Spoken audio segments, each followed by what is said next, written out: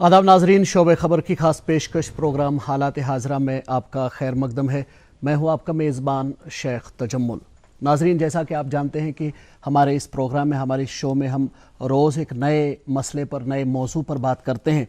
तो आज जिस मामले पर, जिस मौजू पर हम बात करेंगे वो है नेशनल एजुकेशनल पॉलिसी 2020, यानी रवां बरस के दौरान ही मरकज़ी सरकार ने एक नई तालीमी पॉलिसी को पूरे मुल्क के लिए मंजूरी दी।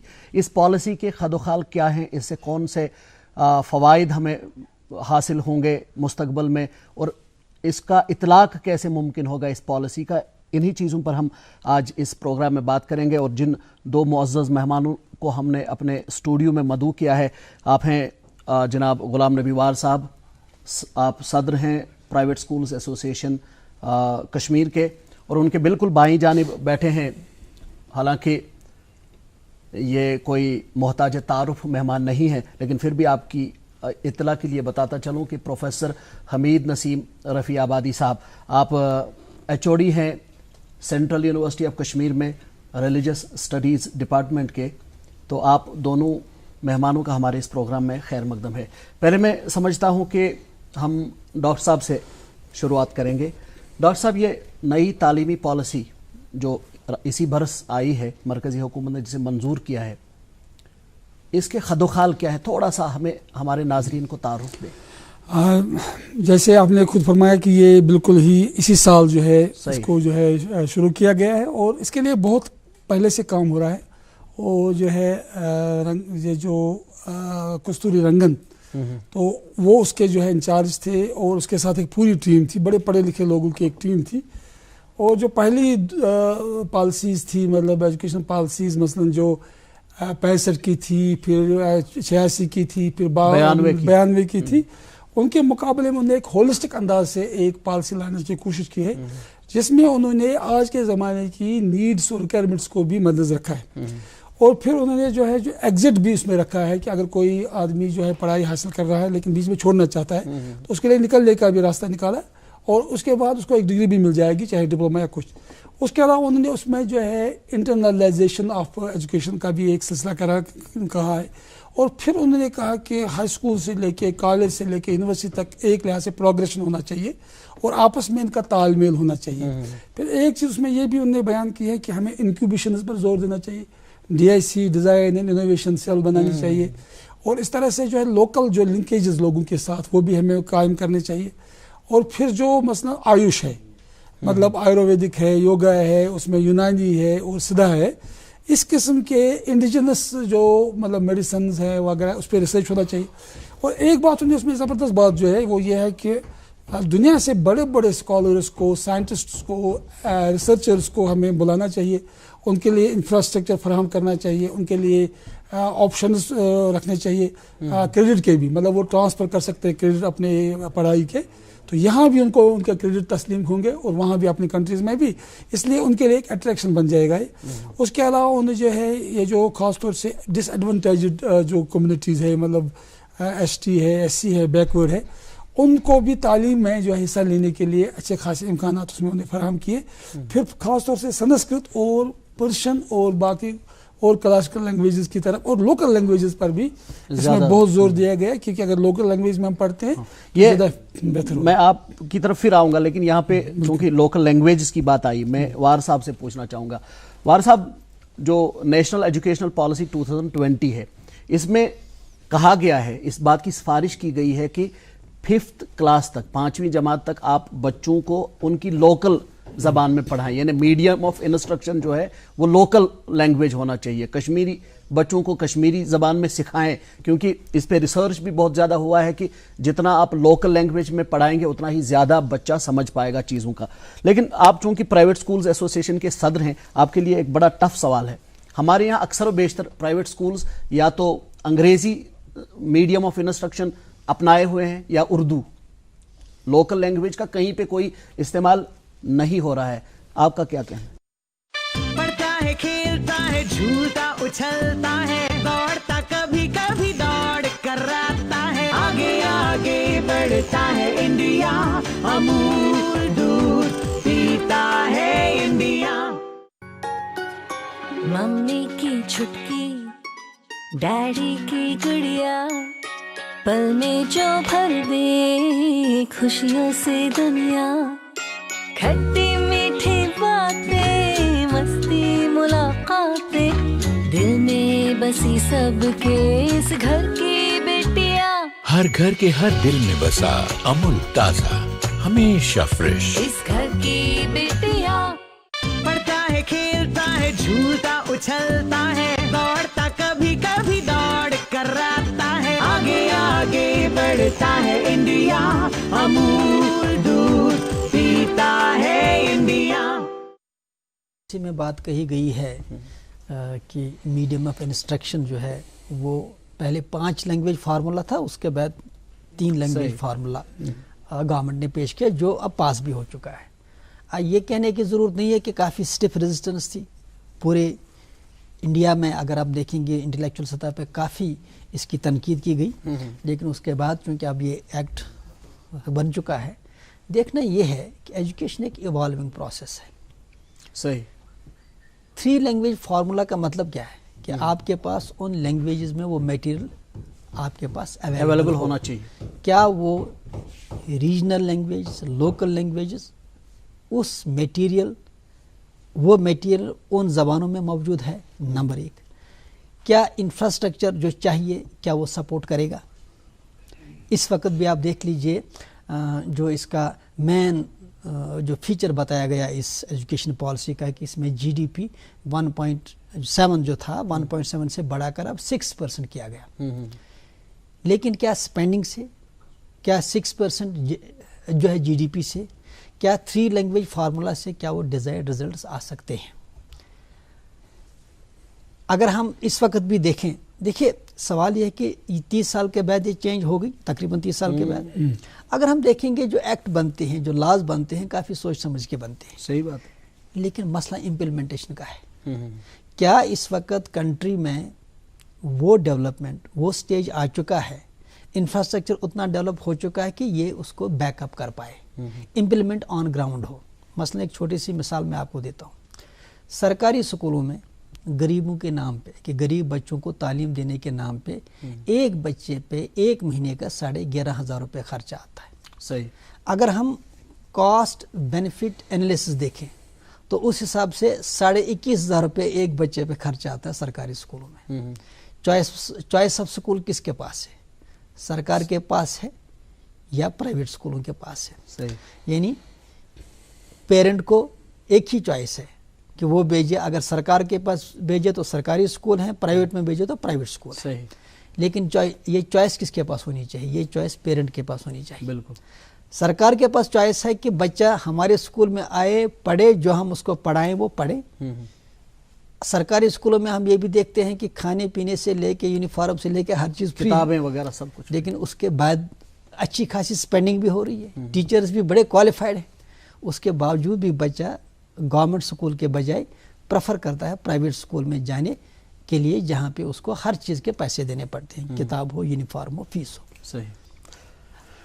यहाँ मैं आपको रोकना चाहूँगा, मैं प्रोफेसर साहब से पूछना चाहूँगा, नेशनल एजुकेशनल पॉलिसी 2020 मैं थोड़ा सा तारीख में जाना चाहूँगा। पहली हमारी एजुकेशनल पॉलिसी, ये हमारे एक कांग्रेस के एमपी हुआ करते थे सिद्धेश्वर प्रसाद, उन्होंने 1964 में बहुत क्रिटिसाइज किया था पार्लियामेंट में हुकूमत को कि आपके पास कोई वाज़ेह पॉलिसी एजुकेशन के हवाले से नहीं है। फिर एक 17 नफरी कमीशन बना था और उसके हेड थे उस वक्त के यूजीसी चेयरपर्सन DS कोठारी। उन्होंने एक नेशनल एजुकेशन पॉलिसी उस वक्त बनाई थी। उसके बाद 1986 में उसमें इंदिरा गांधी जी के दौर में काम शुरू हुआ था, फिर पाए तकमील पहुंचा राजीव गांधी जी के दौरे हुकूमत में। उसके बाद PV नरसिम्हा राव साहब मुल्क के प्राइम मिनिस्टर थे। तीसरी बार 1992 में 1992 में जब हमारी तालीमी पॉलिसी बनी थी तो उन्होंने उस पर काम किया था।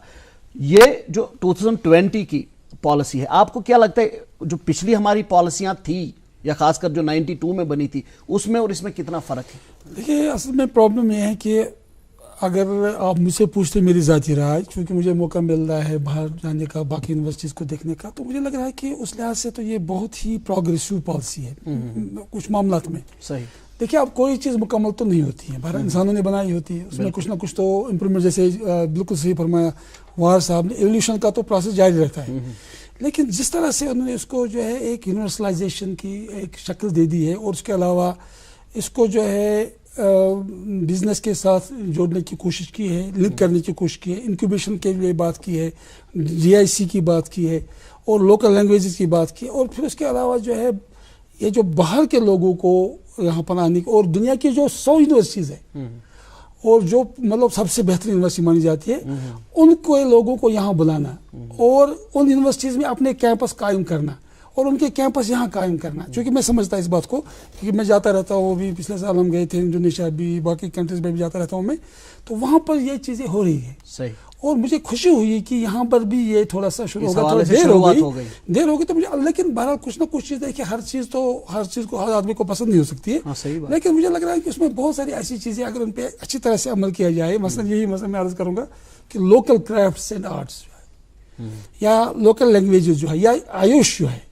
میں مثال دے رہا ہوں آپ کو کہ یہ جو ہمارا پیر پنجال کا ایریا ہے، اس میں 500 ایسی ہربس ہے، بالکل میڈیسنل ہربس ہے، کہ ان سے ایسی بیماریوں کا علاج ہو سکتا ہے کہ جس کا ہم سوچ نہیں سکتے، اور اس وقت کو لوگ استعمال کرتے ہیں، لیکن ان کو ٹیکنیکلٹی اس کی پتہ نہیں ہے. یہاں تک ایک جو ہے وہاں پر دیودار کے جو جڑ سے نکلتا ہے ایک خوشبو، وہ 100 روپے میں ایک آدمی بیچتا ہے جموں میں کہیں، یا حالانکہ اگر وہ امریکن مارکیٹ میں جائے گا تو $500 میں بکتا ہے اگر اس کو اس طرح سے. دیکھیے اگر یہ ان لوگوں کو موقع دیا جائے کہ وہ اپنے یونٹس قائم کریں، انفیکیشن کے ذریعے سے، انکیوبیشن کے ذریعے سے، اسٹارٹ اپس کے ذریعے سے، ٹیوکیوب کے ذریعے سے، جو ایک ورلڈ بینک کا جو پروجیکٹ ہے اس وقت اسلامک یونیورسٹی میں بھی ہیں، باقی یونیورسٹیز میں بھی ہیں، غلام شاہ بادشاہ یونیورسٹی میں بھی ہیں. اگر ان کے ذریعے سے ہم لوکل پاپولیس کو جو ان کے پاس مختلف قسم کے آرٹس کرافٹس ہے ان کو فروغ دے سکیں، ان کے اسٹارٹ اپ شروع کروائیں اور ان کو گائیڈنس دیں، ٹیکنیکل گائیڈنس. تو میرے خیال میں جیسے ایک وہ بنگلہ دیش کے جو بڑے زبردست آدمی تھے وہ یونس، اس نے جو گرامین بینک کے ذریعے سے اپنے ملک کی تقدیر بدل دی، تو اور خاص طور سے ولیج اکانومی کی. تو مجھے لگ رہا ہے کہ اگر اس پہلو پر ہی صرف ہم غور کریں اور اس پہ عمل کریں تو بڑی پروگریس لگ رہی ہے. لیکن کچھ لینگویج کے بارے میں مثلا فارسی کا معاملہ ہے، اب اردو کا اتنا نہیں ہے، لیکن پرشین بھی بہرحال ایک اہم لینگویج ہے.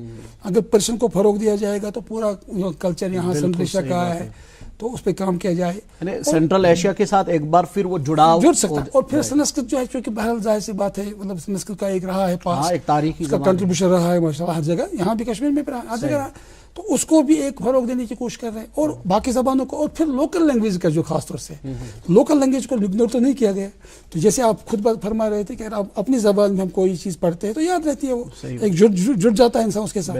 تو اب لیکن کچھ چیزیں ایسی بھی ہیں جن پہ بڑا، جیسے ہم کہہ سکتے ہیں کہ کچھ اس میں ایسی چیزیں ہیں جن پہ اور تحفظات ہیں. اچھا میں وار صاحب سے پوچھنا چاہوں، وار صاحب ابھی ہم بات کر رہے تھے جو ہماری پریویس ایجوکیشنل پالیسی تھی اس میں 10+2+3 والا معاملہ تھا. 10ویں کے بعد آپ ہائر سیکنڈری جاتے تھے، ہائر سیکنڈری میں 2 سال بتا کے پھر کالج چلے جاتے تھے، اور اس کے بعد آگے یونیورسٹی وغیرہ. لیکن جو نئی ہماری تعلیمی پالیسی ہے اس میں لایا گیا ہے 5+3+3+4، یعنی 5 اور 3 ہو گئے 8 اور 3 ہو گئے 11. اب ہمارے یہاں کیا مسئلہ ہے، ایک سکول ہائی سکول جو ہے وہ 10th کلاس تک ہے، لیکن اس میں 3 جب آ گیا تو یہ 11ویں تک ہو جائے گا.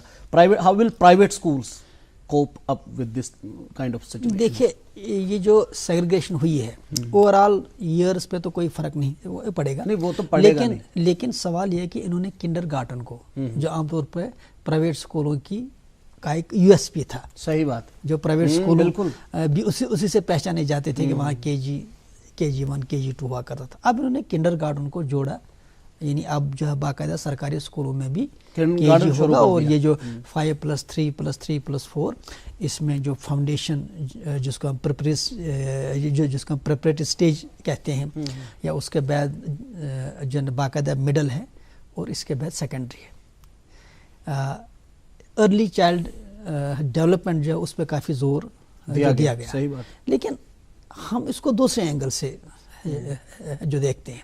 ایک اینگل یہ ہے کہ قانون بنا، پالیسی بنی، سرکار نے ایکٹ بھی پاس کیا کہ کنڈر گارٹن سے جوڑ دیا، ارلی چائلڈ ہوڈ پہ کافی اس پہ جو زور دیا گیا ہے، صحیح. اس کے بعد مڈل اور اس کے بعد باقاعدہ سیکنڈری. لیکن میں بار بار یہی بات کروں گا، کیا ہمارا انفراسٹرکچر خاص کر سرکاری اسکولوں کا اس اسکیم کو اس وقت امپلیمنٹ کرنے کے حوالے سے امپلیمنٹ کے کافی لیے ہے. کیا سپورٹ کر پائے گا؟ دوسری بات یہ ہے، اگر ہم آج تک بھی دیکھیں جو اس سے پہلے بھی ایجوکیشن کے تعلق سے ریفارمیشنز ہوئی، ایکٹ ہوئی، اس میں سب سے زیادہ پرابلم اگر آئی تو وہ امپلیمنٹیشن کے سٹیج پہ ہی آ گئی. وہ ایکٹ میں کوئی تضاد نہیں تھا. صحیح. دوسری بات یہ ہے کہ ہمارا ماننا یہ ہے کہ جب تک یہ پالیسی امپلیمنٹ ہوگی تب تک یہ سارا سسٹم ریڈنڈنٹ ہوا ہوگا، کیونکہ ایجوکیشن بڑی تیزی سے ایوالو change ہو رہی ہوتی ہے. جو پڑھتا ہے، کھیلتا ہے، جھولتا اچھلتا ہے، دوڑتا کبھی کبھی دوڑ کر آتا ہے، آگے آگے بڑھتا ہے انڈیا، امول دودھ پیتا ہے انڈیا. جو ایوالو ہو رہی ہے. صحیح. ضرورت اس بات کی تھی کہ ایجوکیشن کے لیے جو گائیڈ لائنز ہو جاتی، اس میں سائنٹیفک ٹیمپرامنٹ پہ زیادہ زور دیا ہوتا ہے. سائنٹیفک ٹیمپرامنٹ پہ اتنا زور نہیں ہے. دیکھیں میں ایک چھوٹی سی مثال آپ کو دیکھتا ہوں.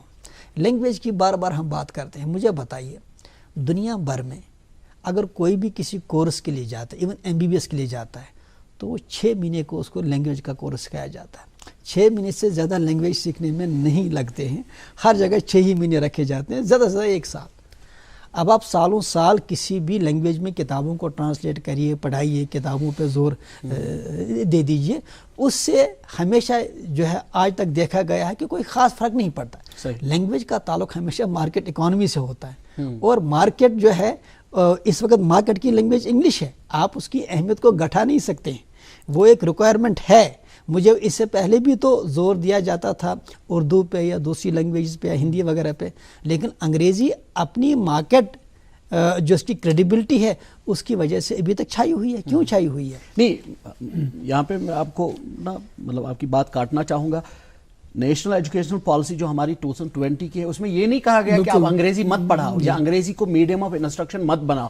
اس میں اس چیز پر زور ایمفیسس دیا گیا ہے کہ بچے کی ایک سٹرونگ فاؤنڈیشن جو کیریئر کی اس کی ہے، فاؤنڈیشن ڈالنے کے لیے اسے پہلے اپنی مادری زبان میں سکھاؤ، اسے پڑھاؤ. ٹھیک ہے، آپ کی بک انگلش میں ہے، you have to have such teachers who can translate things. دیکھیں ہر ایک کا یہ ماننا ہے، سارے دنیا کے اسکالرز کا ماننا ہے کہ بچہ اپنی مادری زبان میں زیادہ اچھی طرح سے سمجھ پاتا ہے. صحیح.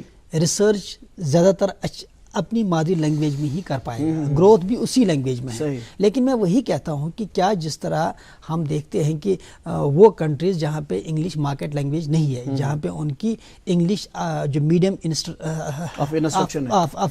انسٹرکشن نہیں ہے، وہاں پہ پورے کا پورا میٹیریل ان کا دیکھ لیجئے، وہ ساری ان کی جتنے بھی انفینشن ہیں، ریسرچ ہیں، بکس ہیں، میٹیریل، وہ سارے کا سارا ان کا اپنی لینگویج میں ہے.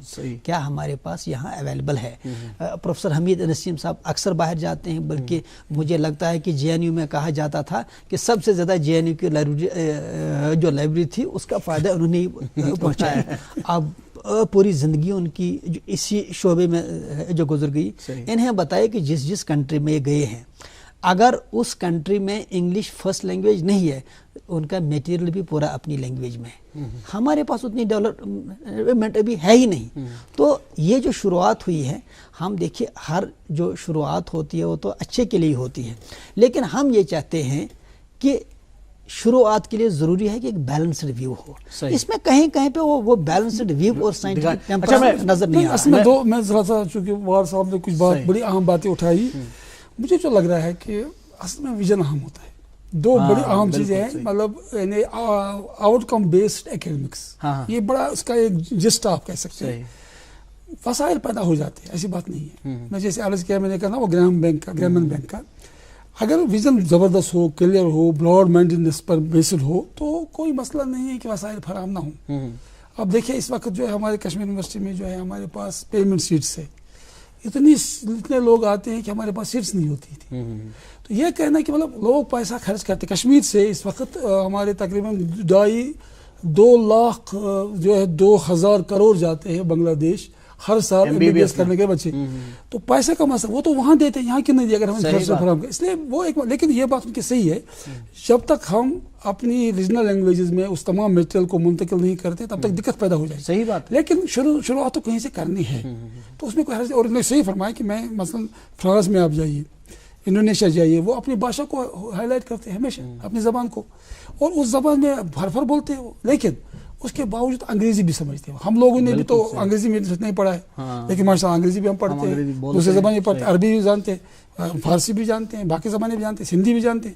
تو کہنے کا مطلب ہے کہ اگر مادری زبان پر زور دیا جائے شروع میں 3-4 سال 5 سال تو وہ ضروری ہے. تو اس لحاظ سے یہ ایک اچھی مطلب شروعات ہوئی ہے. صحیح. اچھا, میں ایک بار پھر آپ ہی سے پوچھنا چاہوں گا, جو ہماری نئی ایجوکیشن پالیسی ہے, it is open to exit. ٹھیک ہے, اب کسی بھی جو 5+3+3+4 سٹیج ہے, اس میں آپ کہیں پہ بھی ایگزٹ لے سکتے ہیں. تھوڑا سا ہمارے ناظرین کو سمجھائیں کہ یہ مسئلہ کیا ہے. اس میں مسئلہ یہ ہے کہ مثلا کوئی آدمی جو ہے وہ BA کرنا چاہتا تھا, تو اس میں جو ہے اس کو برابر 4 سال یا 3 جو بھی BA جب تک وہ 4 سال نہیں دیتا BA کمپلیٹ. BA اب 4 سال کا ہو گیا ایک لحاظ سے, وہ تو اس کا اپنی مطلب کچھ ہے. لیکن اگر کوئی آدمی صرف 1 سال تک ہی پڑھنا چاہے گا یا کسی مطلب صورتحال کی وجہ سے اسے چھوڑنا پڑے, تو اس کو کوئی نہ کوئی ڈگری ملے گی, ڈپلوما ملے گا, سرٹیفکیٹ ملے گا, کہیں استعمال کر سکتا. ورنہ وہ بیچارہ اگر کہیں ایڈمیشن 2 سال بھی لگائے ہوتے تو کچھ ملتا نہیں تھا. اچھا, اسی طرح سے جو MPhil کو ختم کیا گیا ریسرچ کے لیول پر, تو پہلے ایک آدمی جو MPhil کرتا تھا, میں نے دیکھا ہے, ہم تو میں نے تقریباً 30-35 لوگوں کو PhD کروایا, MPhil کروایا.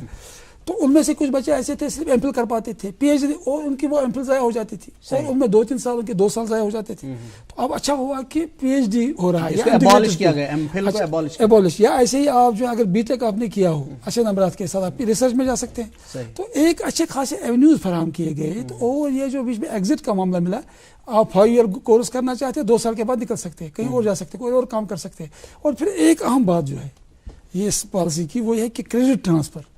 اگر آپ یہاں پڑھ رہے ہیں, آپ دلی جانا چاہتے ہیں, دلی میں کچھ اپنے کریڈٹ کو وہاں ٹرانسفر کر لیجیے. امریکہ میں پڑھ رہے ہیں, کچھ کریڈٹ وہاں لے لیجیے, کچھ یہاں لیجیے, آپ کا کریڈٹ بینک میں جمع ہو جائے گا وہ سب. تو اس لیے آپ کا جو ہے مطلب رکاوٹ نہیں ہوگی. جہاں آپ کی ضرورت ہوگی پڑھنے کی, آپ کی کچھ مجبوریاں بھی ہو سکتی ہیں, یا وہاں انفراسٹرکچر زیادہ ہے, یہاں نہیں ہے, آپ فائدہ اٹھانا چاہتے ہیں, تو ایک اچھا خاصا ایونیوز اس طرح سے پیدا ہو گئے. تو یہ بہت ہی میرے خیال میں پرومیننٹ فیچرس ہے, اور ان چیزوں کو اپریشیٹ کرنا چاہیے. باقی کچھ چیزوں میں ہو سکتا ہے, ہر چیز تو مکمل کبھی نہیں ہوتی ہے دنیا میں, اور ایجوکیشن تو تعلیم کا مطلب ہوتا ہے جو آہستہ آہستہ علم دیا جائے. بالکل. تو اس میں تجربات کے بعد ہی ہم سیکھتے ہیں. لیکن مجھے ایسا لگا مطلب جب میں باہر جاتا ہوں نا, مطلب کنٹریز میں, وہاں پر بھی ایسی چیزیں ہوتی تھی پہلے سے. تو یہاں اب شروع ہو رہی ہے, تو مجھے خوشی ہو رہی ہے. میں مثال دیتا ہوں آپ کو, انڈونیشیا کی, وہاں بچوں کو اتنا تیار کیا جاتا ہے لائف کے لیے. میرے پاس ایک بار ایک پیسنٹن ہوتا ہے بورڈنگ اسکول, 2 بچے آئے مجھے لینے کے لیے لیکچر کے لیے شام کو, تو پنکچر ہو گئی گاڑی میں. اب کون کرے گا بھائی ٹھیک وہاں. اب یہ دونوں بچے اتنا جانتے تھے, ڈرائیونگ بھی جانتے تھے, اور گاڑی کا پنکچر ٹھیک کر دیا, اور ان کو تیار کیا جاتا ہے زندگی کے لیے. تو یہ ایک اچھی چیز ہے, انہوں نے لنک کر دیا لائف کے ساتھ, آرٹس کے ساتھ, اور جو مختلف جو لائف کی ایکٹیویٹیز کے ساتھ. ایگریکلچر کو بہت اہمیت دی گئی اس میں, اور پھر جو خاص طور سے لوکل اور ولیج کرافٹ وغیرہ اس کو اہمیت دی گئی. صحیح. وار صاحب سے میں پوچھنا چاہوں گا, جو ہماری نئی پالیسی ہے اس میں کہا گیا ہے کہ جو لوکل کرافٹس, جیسا ابھی ہم پروفیسر صاحب سے سن رہے تھے, لوکل کرافٹس کے حوالے سے بچوں میں آگہی پیدا کی جائے, انہیں اسکلڈ بنایا جائے, انہیں ہنر سکھایا جائے. تو پرائیویٹ اسکولوں کے پاس کیا خاکہ ہے اس اعتبار سے جو کوشش کرنی ہے آپ؟ دیکھیں, اب چونکہ اگر ہم اس سے پہلے بھی دیکھیں, ووکیشنل کورسز نارملی اکیڈمک سے الگ ہوتے ہیں, جیسے اب ڈپلوما, ITI وغیرہ. اب یہ جو ایگزٹ پالیسی ہے نا, یہ اسی کا ایک حصہ ہے کہ کسی بھی سٹیج پر اگر کسی بھی وجہ سے کسی بچے کو اسکول یا کالج یا ہائر سیکنڈری ڈراپ کرنا پڑتا ہے, تو اس وقت تک وہ اس اعتبار سے ہنرمند ہو جائے کہ کوئی بھی کام کر سکے. ٹھیک ہے, ہمارے یہاں شال بافی ہے, قالین بافی ہے, ہے نا, ہینڈی کرافٹس ہے. دیکھیں, اگر ہم دیکھیں یہ کریڈٹ بیسڈ اپروچ تو پہلے سے ہی ریکمنڈ تھا. صحیح. انڈیا سے باہر کنٹریز میں تھا, یہاں بھی اگنو نے تو پہلے ہی سٹارٹ کیا تھا, لمیٹڈ آپشنز تھی. اس سے پہلے بھی ہمارے یہاں کالجوں یونیورسٹیز میں شروع ہو گیا تھا. اب یہ جو انہوں نے اکیڈمک بینک آف کریڈٹس کا جو اس میں اپروچ انہوں نے رکھا ہے کہ آپ کے کریڈٹس جو ہے ڈیجیٹلی اب ٹرانسفر ہو جائیں گے. اس میں ملٹی آپ کی انٹری ہے, ملٹی ایگزٹ ہے, جو چیزیں اس پالیسی کی ایک اچھی چیز ہے جس پہ ہر ایک نے عام طور پہ اس کو سراہا ہے. لیکن سوال یہ ہے کہ آلریڈی اگر آپ دیکھیں گے سکلز کے تعلق سے, ووکیشنز کے تعلق سے, یہ عوامی ڈیمانڈ بھی تھی ہمارے بچے گریجویٹ کر کے نکلیں, کم سے کم ان کے پاس کوئی ہنر بھی ہو, یا اگر وہ بائی دی وے جھولتا اچھلتا ہے, دوڑتا کبھی کبھی دوڑ کر آتا ہے, آگے آگے بڑھتا ہے انڈیا, امول دودھ پیتا ہے انڈیا.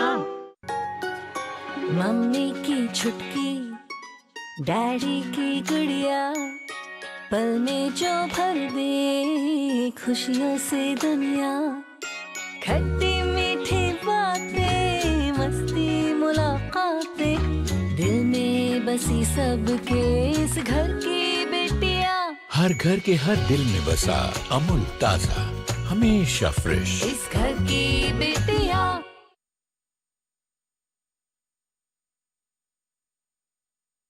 اگر وہ میٹرک کرتے ہیں, گریجویشن کرتے ہیں, لیکن وہ دوسرے فیلڈ میں ایکسل کرنا چاہتے ہیں تو وہ اپرچونیٹیز ہونی چاہیے. لیکن میں پھر اسی چیز پہ آؤں گا کہ سوال یہ ہے کہ یہ پالیسیاں جب بنتی ہیں,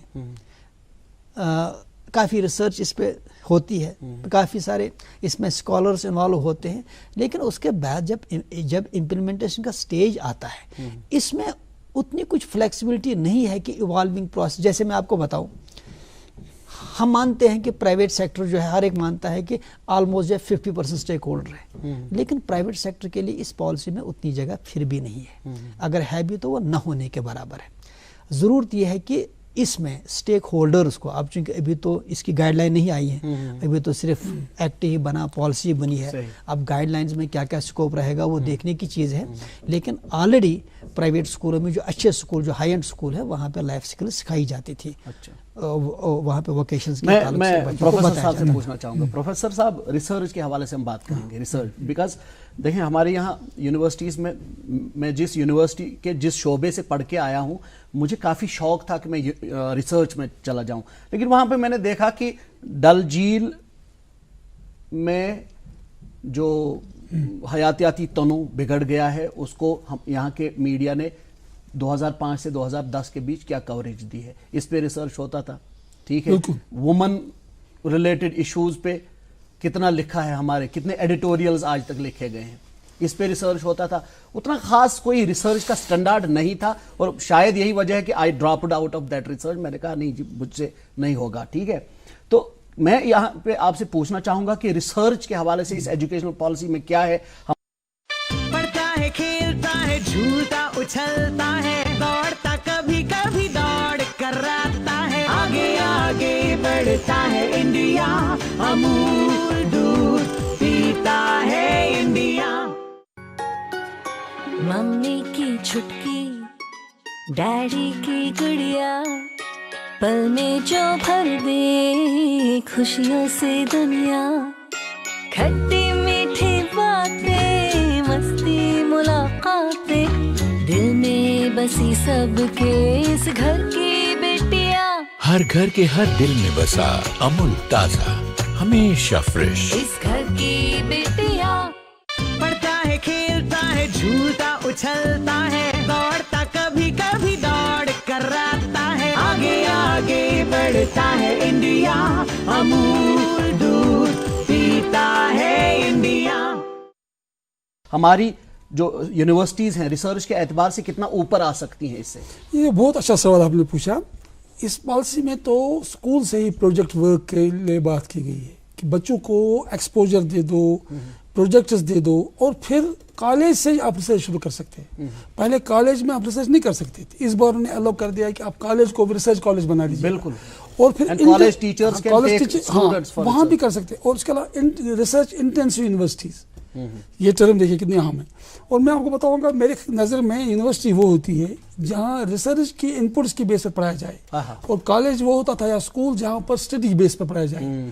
اور مطلب ایک جو یونیورسٹی کا پروفیسر ہونا چاہیے وہ ریسرچ کرنے کے بعد کچھ نتائج لوگوں کے سامنے شیئر کرتا ہے، نہ کہ وہ بنائے میٹیریل کو جو ہے ریپیٹ کرتا ہے جو بی اے میں لوگوں نے پڑھا ہے یا بی ایس سی میں یا بیچلرس میں. تو اس لحاظ سے ریسرچ کی طرف دھیان دیا گیا، اور پھر ریسرچ کے بارے میں یہ بات بھی بیان کی گئی کہ خاص طور سے اس کو ریلیٹ کیا جائے ڈیجیٹلائزیشن کے ساتھ، جو ماڈرن جو مطلب ایکوپمنٹس ہے ان کے ساتھ اس کو کیا جائے، اور پھر جو لیٹسٹ ریسرچ دنیا میں ہو رہی ہے اس وقت ایکسپوجر دیا جائے. میں مختصراً کیونکہ ہمارے پروگرام کا وقت ابھی اختتام کو پہنچ رہا ہے، میں وار صاحب سے پوچھنا چاہوں گا، ایک آتم نربھر بھارت کی بات کی جا رہی ہے، اس میں ایجوکیشنل پالیسی جو ہے آپ کو کیا لگتا ہے اس سمت میں کچھ کنٹریبیوٹ کر پائے گی یا نہیں؟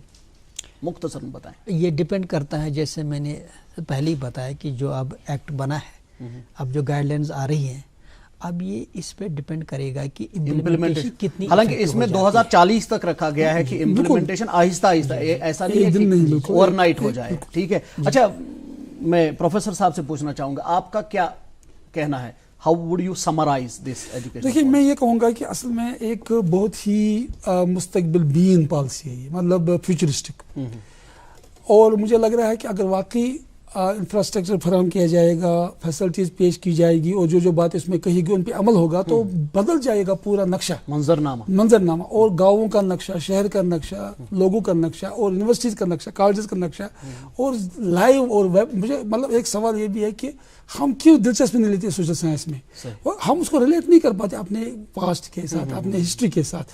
تو یہاں پر کوشش کی گئی ہے کہ اس کو ایک ہولسٹک انداز سے سامنے لایا جائے، تو اس لیے مجھے امید بہت ہے. پروفیسر حمید نسیم رفیع آبادی صاحب اور غلام نبی وار صاحب، آپ دونوں کا بہت بہت شکریہ، آپ نے اپنا قیمتی وقت نکال کر ہمارے ساتھ کچھ اہم باتیں شیئر کی اس ایجوکیشنل پالیسی کے حوالے سے. ہم امید کریں گے کہ ہمارے جو ارباب اقتدار ہیں، جنہوں نے یہ پالیسی وضع کی ہے، جنہوں نے پالیسی تیار کی ہے، وہ اس کو زمینی سطح پر عملانے کے حوالے سے بھی اسی قدر سنجیدگی کے ساتھ اقدامات کریں گے جس قدر سنجیدگی وہ اس بات میں دکھا رہے ہیں کہ ایک ہمارے پاس نئی ایجوکیشنل یا تعلیمی پالیسی ہونی چاہیے. اپنے میزبان شیخ تجمل کو اگلے پروگرام تک دیں اجازت. اللہ حافظ.